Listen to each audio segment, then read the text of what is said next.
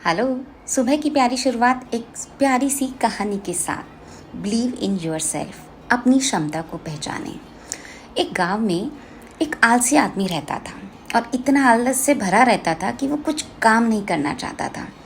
एक दिन खाने की तलाश में वो खेतों में चला गया। खेतों में गया, उसे आम से लकपक पेड़ नज़र आए तो एकदम से आम खाने की इच्छा से वो पेड़ पे चढ़ गया। जैसे ही वो पेड़ पे चढ़ा, वहाँ माली आ गया। उससे डर गया वो और बड़ी मुश्किल से नीचे उतरा और भागता गया।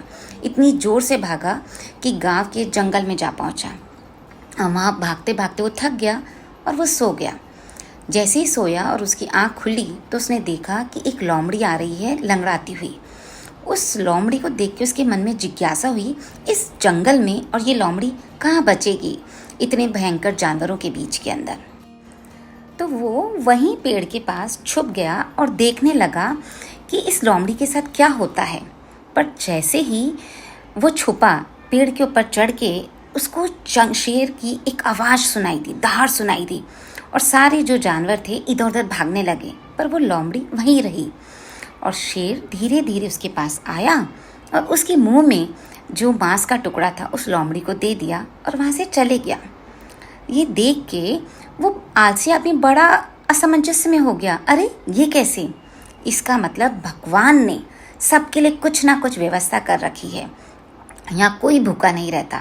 ऐसी हिम्मत के साथ, ऐसे जोश के साथ वो अपने घर चले गया और अपने घर में आराम से पलंग पे लेट गया कि भाई अब मेरा भी कोई ना कोई साथी शेर बन के आएगा और मुझे मेरा पेट पोषण कर देगा, मेरा पालन करेगा, मुझे खाना देगा। पर 4-5 दिन तक जब उस आदमी को कोई कुछ खाना देने नहीं आया, उसकी हालत ख़राब हो गई, तो मजबूरन अपनी भूख से तड़प के वो घर से बाहर निकला खाने की जुगाड़ में।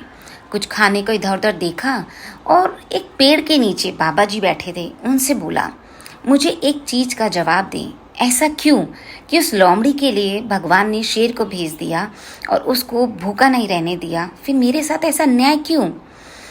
तो वो बोले, भगवान ने सबका बंदोबस्त कर रखा है, यहाँ तुम सही हो, कोई भूखा नहीं रह सकता, लेकिन यहाँ हो सकता है भगवान ने तुम्हें उससे बड़ा माना है, तुम्हें शेर समझा है, ना कि वो लंगड़ाती हुई लोमड़ी।